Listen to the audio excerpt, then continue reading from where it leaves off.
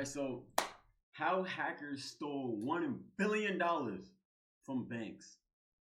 How the fuck did you do that? Unless, y'all remember that chase glitch that was going on back then? I ain't hear nobody get packed up for that. And I know mad people that did that. July 10th, 2016.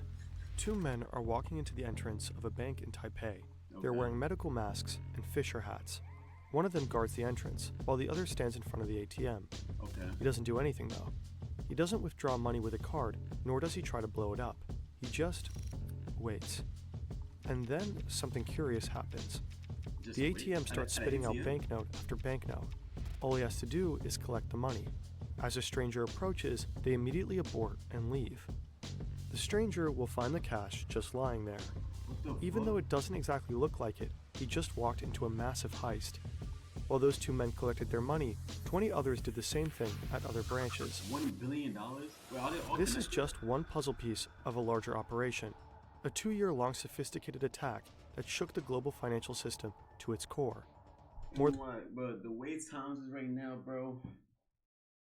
I want to do something like this, bro. I can't. I don't want to keep working for like a $15 an hour. Niggas making $1 billion just by sitting at an ATM. I thought risk money is better than slow money, right? So yeah. More than 100 banks in over 30 countries with stolen funds amounting to roughly $1 billion. One of the biggest bank heists in history, orchestrated by hackers. The Carbonac Group. They are led by one elusive mastermind. But on this one night in Taipei, he and his team made a crucial mistake. One that they will pay a heavy price for. Carbonac was a game changer, I think. Poof. The attackers, they have the password of the administrator. So at that point we knew that they were watching what we were doing. It's very hard to arrest a piece of code. Are you a Roblox fanatic? Yes. Microsoft Rewards has a brand new way for you Roblox to earn cards. digital gift cards from Roblox. Just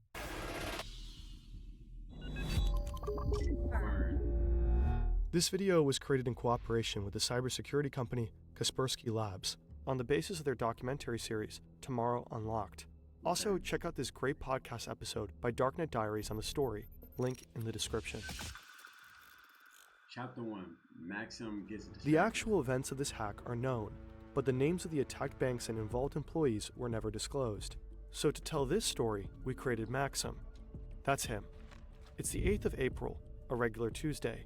He works in a Ukrainian bank. He's a well-respected employee, but he has a bad habit of not installing his Windows updates. As he sips his coffee and thinks about the receptionist he has a crush on, an email from his colleague pops in.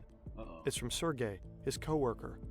The mail has a Word document. Wait, I just realized you was a grown-ass man. Grown-ass man.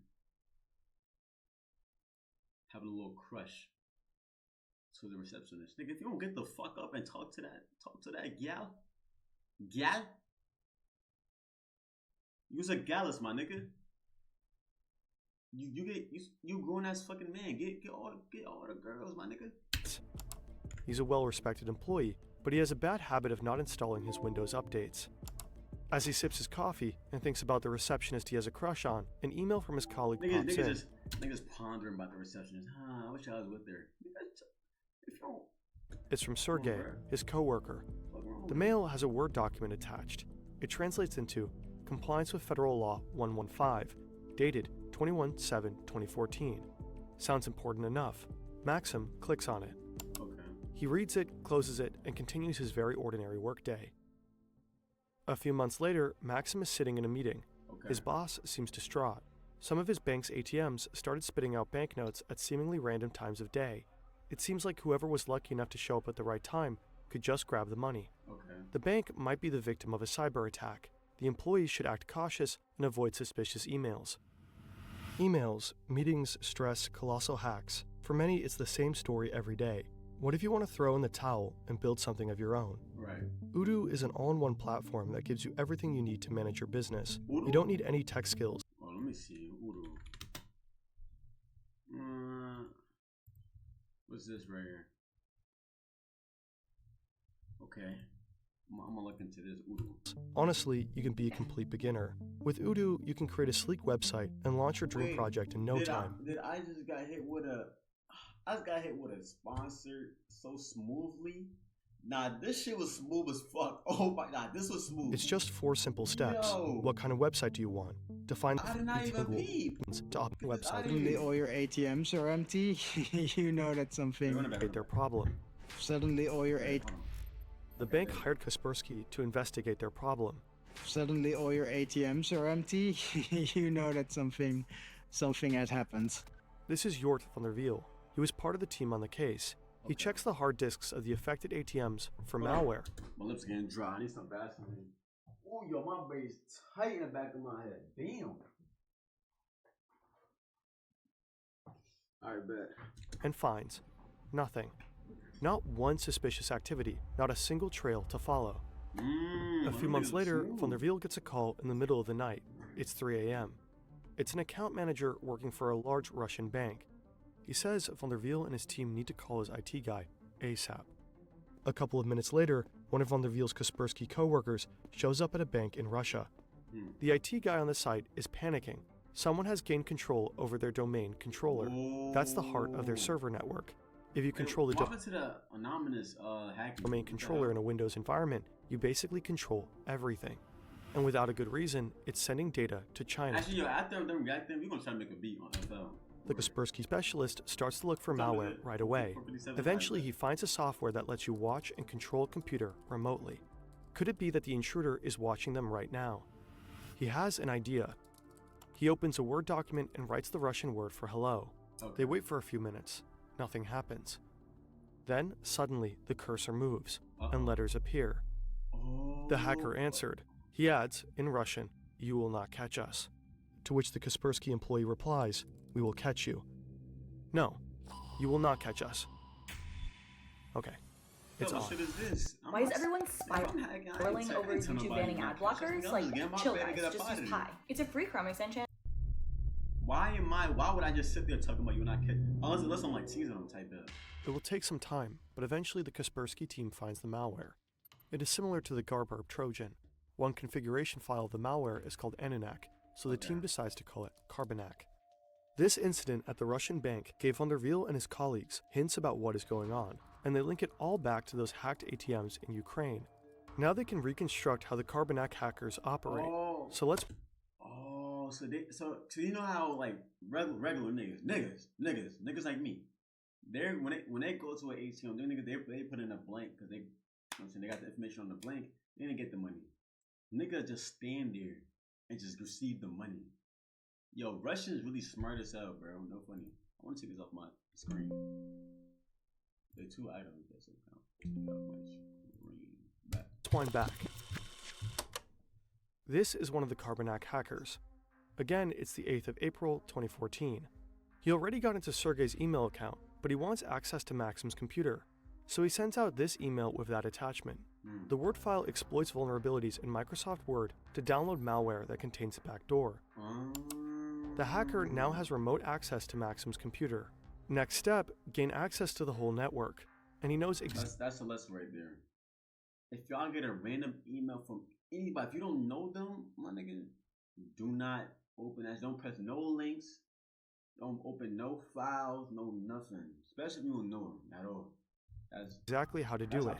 The hacker installs a specific software on Maxim's computer, which slows it down, which in turn frustrates Maxim. So he calls IT to come by and check.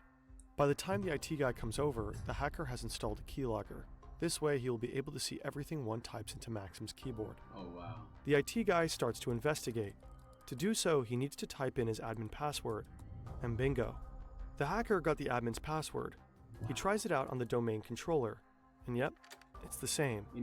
Now he can go look for the computer in the network that controls the money transfers and the ATMs. But he doesn't attack right away. Instead, how do you even wake up one day and know you can do this? How do you even learn how to do this? For months, he silently observes the employees managing the transactions. Once he fully understands the process, he proceeds. To steal the money, the Carbonac group developed 3 different methods. One way is to transfer money from so-called transaction management accounts to their own accounts. To avoid suspicion, they raise the balances by the stolen amount beforehand, keeping the total unchanged. Since banks check accounts only every 10 hours, the transfers go unnoticed. Another way is to take control of specific ATMs to let them spill out banknotes right into the hands of money mules. These are men hired through the Moldovan mafia who collect the money and send it to their bosses. In exchange, they get to keep a small cut. The third method— Wait, so the bosses just sit there and just collect the money? How do I get in this nigga's shoes? Cause how do you even gain enough power to just really sit there and like, these niggas just give me the money type of? How do you do that? Is the most sophisticated. The hackers set up a couple of bank accounts in the names of their money mules, including debit cards. Then they make sure they all have the same small amount on it, let's say $3.33. Then they update the bank's database, exchanging that $3.33 for $1 million. Suddenly, all the money mules have $1 million on their bank account. Now they just use their debit cards to withdraw the cash. As a side effect of the database update, some broke bank customers will suddenly find themselves to be millionaires. The better the Kaspersky team understands the methods of the Carbonac Group, the more they begin to grasp how complex this operation is. Kaspersky team— So they will drop $1 million in somebody's bank account. Wait, what? Money mules have $1 million exchange amount on it. Their money. The third method is the most sophisticated. The hackers set up a couple of bank accounts in the names of their money mules, including debit cards. Then they make sure they all have the same small amount on it, let's say $3.33. Then they update the bank's database, exchanging that $3.33 for $1 million. Suddenly, all the money mules have $1 million on their bank account. Now they just use their debit cards to withdraw the cash. As a side effect of the database update, some broke bank customers will suddenly find themselves to be millionaires. The better the Kaspersky team understands the methods of the Carbonac Group, the more they begin to grasp how complex this operation is. Kaspersky teams up with Europol, major European banks, and various national law enforcement agencies to hunt them down. They're able to take down some of their servers, but then the hackers start using different tools and continue to work under the radar. By the beginning of 2015, Carbonac has robbed at least 100 financial institutions in almost 30 countries. So technically, right? So, Mike, you gotta have some nice-ass hacking skills to be doing all this, right? So could they really get caught for real? Like, could they really get caught? Because they can really hide their identity however they want to online. And they could, like, act like they're in different places, but the whole time they're in a whole different place. Like, right? Most of the victims are in Russia, but also in the US, China, and Europe. Within 2 years, they steal roughly $1 billion. In 2 years. They appear to be unstoppable until someone screws up. Is she texting someone behind your back? A single Spokio search can help you find out who she's messaging. Bobby hides his money. The first bank reported that over 70 million NT dollars. Wait a minute.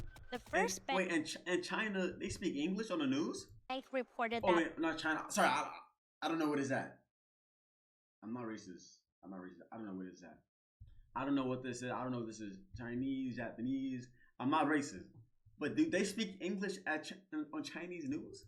Over 70 million NT dollars was withdrawn illegally. The withdrawals were made in both Taipei and Taichung across 34 ATMs and 20 branches. In July 2016, Carbonac attacks the so-called first bank in Taipei, but the Taiwanese police are quick on their feet.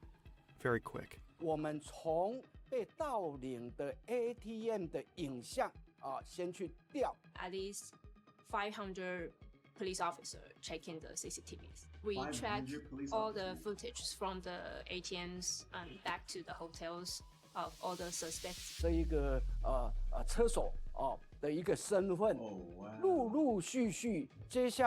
One slip up could fuck up everything. That's crazy. 下来3、4天的时 Bro, but like this is like probably the worst slip up ever. $1 billion? Like you're gonna be in jail for a good minute. That's crazy. 时间全部把22位的一个身份22 money mules, most of them Russian, the rest from Eastern European countries. 19 of them successfully flee Taiwan, but 3 remain in the country with the money. Their faces are all over the media. To escape, they have to get rid of the money somehow. One of them hides 2 sports bags with some of the money at the Dongku Park. He then flees to Yulong County and hides there. But he is caught and leads the police back to the sports bags. Damn. But instead of 2, there is only 1 left. An elderly man found one of the bags and took it home. He probably think that was fortune from God. The police seized the second bag and searched for the how do they know? Old man took money it, mules. A man called Bobby hides the rest of the money in 2 suitcases and stows them in 2 lockers at Taipei Central Station.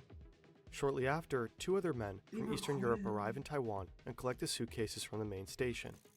They go to a hotel to have brunch. As they sit down, they're interrupted by the police. Put down the knife, your fork, stay calm, don't move. Resign an election with us, such a shame. They ask the men to take them to their hotel room.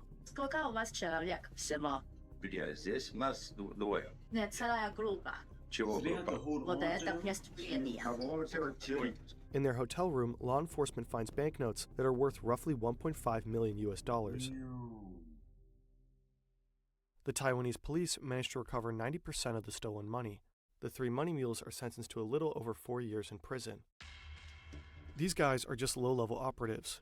But on the phone of one of the men, the Taiwanese police find pictures of stacks of money in various currencies. They also find emails from the suspected head of the Carbonac Group. Europol, the FBI, cybersecurity companies, and several authorities from different countries work tirelessly to find the Carbonac mastermind. Little do they know he is hiding all the way across the globe, living a life in luxury. Check the fall of a mastermind. Yo, niggas who got away with it. March 6, 2018. This is Dennis. He's Ukrainian, but now he lives with his wife and son in Alicante, Spain. He's a rather private person. He doesn't really leave the house. Right now, as per usual, he's coding new malware. He's one of the best. I haven't been streaming in a minute, but we back. We definitely back. We back for sure. Of his trade. To keep a low profile, he does most of his spending in Bitcoin. At the time, he's worth 15,000 Bitcoins. In 2018, that was worth roughly 162. What the fuck? Bro, what are you gonna do with $162 million, my nigga? What? $2 million. I've been chilling, bro. You know, just living like school, lost a job, even. Yeah, I stopped streaming because it's not a good excuse. But we back for sure. We back. I ain't stopping. Today it would be more than $1 billion. But there are some things that Bitcoin can't buy. Not a lot of car or house sellers like to be paid in digital currencies. So he needs to use real money to buy these, which leaves traces. This is what tipped off the police. They start to follow the money and eventually realize who he is.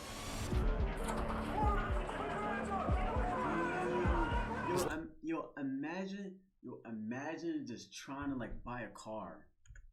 Imagine just trying to buy a car, and then like SWAT team just coming, got guns pointing at you and everything. What the fuck? This is what tipped off the police. They start to follow the money and eventually. And mind you, this is after like what? How many years? Like 4 years. Like they said like back in 2014 or 2018, and after 4 years, they still trying to find you. Them niggas don't play about their money on. Eventually realize who he is. His laptop is still on and unlocked. The forensic team immediately starts to collect evidence. The authorities will seize 2 BMWs and jewelry, valued at $500,000, and of course his bitcoins. But the vast majority of the stolen $1 billion remains missing to this day. Wow. Dennis K. may have been the mastermind behind the Carbonac operation, but he certainly this was the boss? Didn't work alone. We think there was quite a big team, at least between 10 and 30 people altogether that was able to pull this scheme off. You can find the same piece of code being used by different groups, and it's very hard as a security researcher to know the difference which group is using what code, because the code is very similar. It's very hard to arrest a piece of code. In late 2018, 3 Ukrainians were arrested who were allegedly involved as well. Wow, and the Carbonac malware still exists today. The hackers who use it go by many names: Fin7, Joker's Dash, Carbon, and Cobalt Spider. Experts suspect that those Russian cybercriminals are given free rein by the Russian government in order to cause chaos in the Western world. Maxim's Bank lost millions. As we know now, this could have easily been avoided. The Carbonac Group exploited a vulnerability in Microsoft. One file. Now, this could have easily been avoided. One file. That one file could have prevented everything, but since he opened up that one file, the bank got robbed out of $1 billion. That group exploited a vulnerability in Microsoft Word, one that had already been fixed 3 years prior, but Maxim was too distracted to install those Windows updates. So make sure to keep your systems up to date